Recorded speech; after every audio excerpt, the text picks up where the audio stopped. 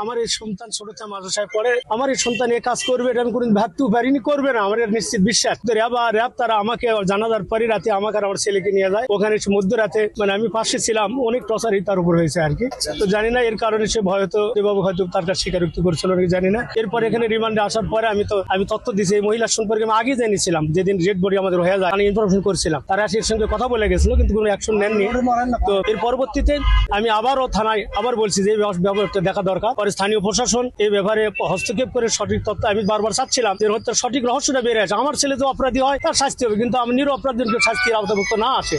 আর এটা না আমি নয়, আমার এলাকাবাসী, আমার দুঃখের সবার আত্মীয় সকলেই মর্মাহত যে এই সন্তান। আর আমি একটা আলিম মানুষ, এলাকার সুনামধন্য ব্যক্তি, মানে আমার অত্যন্ত মানক্ষুণ্ণ করা হচ্ছে এই ব্যাপারে। এই জন্য আমি এটা বারবার বলে আসতেছিলাম। স্থানীয় প্রশাসন সহ গতকাল এসপি সাহেব আসছিলেন, ডিবি প্রধান আসছিলেন, ওনারা আমাকে পরে ডাকায় এই তথ্য গ্রহণের কথা একটু ধারণা দেন আর কি। পরবর্তীতে এখন আমি জানতে পারছি, এতে আমি অত্যন্ত সন্তুষ্ট। আমি স্থানীয় প্রশাসন অত্যন্ত ধন্যবাদ জানাই সঠিক তথ্য বের করার জন্য। পূর্বে কি জানতে পারলেন, মানে আপনারা এখন পর্যন্ত কি জেনেছেন? এখন আমি জানতে পেরেছি আমার বাসাতে একটা মেয়ে ভাড়া ছিল, এই মেয়ের সঙ্গে আমার স্ত্রীর, আমি বারবার আমার বেশি দিন 4-5 মাস হলো ভাড়া, ও 1-1.5 মাস থাকার পরে আমরা আচরণ বিধিটা ভালো মনে করতেছিলাম না। আমার স্ত্রী আমাকে গত সপ্তাহে বলছে ওকে রাখা যাবে না, তুমি বের করে যাও। আমি বলেছি, তো আমাকে বলছে ভাই এই মাসটা টাইম দেন, 8 দিন টাইম দেন, আমি বের হচ্ছি। আমার স্ত্রীর সঙ্গে এবার ঝগড়াও আছে একদিন। আমার স্ত্রী বলছে আপনি চলে যান, ভাড়া দেওয়া লাগবে না। সে বলছে যে আপনি কি বলেন, জোরকে বের করে দিতে পারবেন, খারাপের কি দেখেছেন, এ ধরনের কথা সে বলেছে।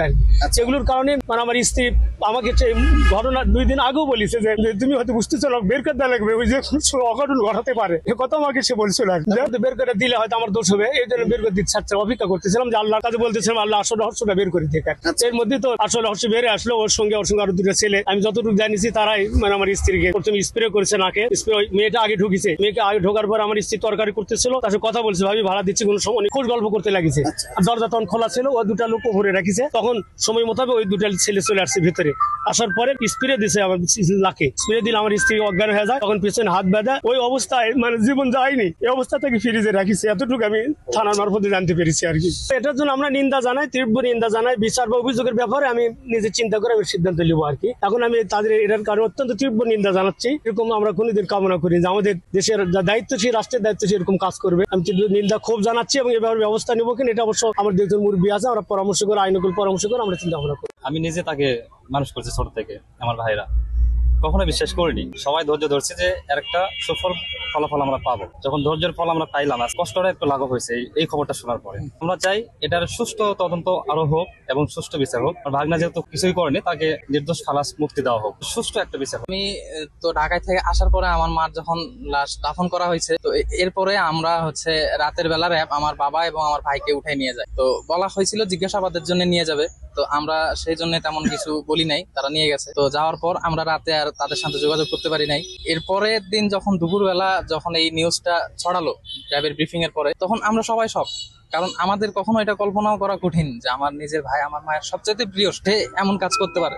তো এরপরে আমাকে থানা থেকে বলা হয়েছিল যে তুমি চাইলে বাদী হতে পারো, বা তোমার ফ্যামিলির অন্য কেউ চাইলে বাদী হতে পারে। তো আমি কখনো আমার বাবাকে ছাড়া কোনো সিদ্ধান্ত নিই না। আমি বলেছিলাম যে আমার বাবা বাদী হলে সবচাইতে ভালো হয়। তখন বাবা র্যাবের হেফাজতে ছিলেন, যার জন্য তিনি বাদী হতে পারেন নাই।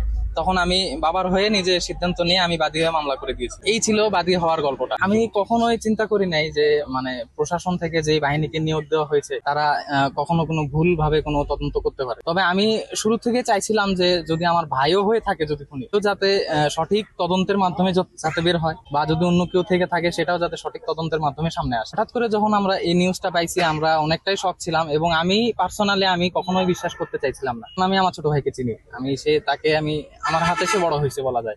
তো আমি তখন মোটামুটি একটু শকে ছিলাম এবং কনফিউশনের ভিতরে ছিলাম। দেশের একটা জায়গার বাহিনী বা ব্যাটালিয়ন তারা এমন একটা নিউজ মানে ছড়াচ্ছে যখন, তো তারা এখন কিসের ভিত্তিতে এটা ছড়াচ্ছে থেকে আমি নিজে আমার পরিবারকে চেষ্টা করেছি আশ্বস্ত রাখার জন্য যে অপেক্ষা করেন, বা যতজনই আমাকে নক দিয়েছে বা ফোন দিয়েছে, আমি সবাইকেই বলেছি যে একটু ধৈর্য ধরে অপেক্ষা করেন। আমি নিজেও ধৈর্য ধরে আছি।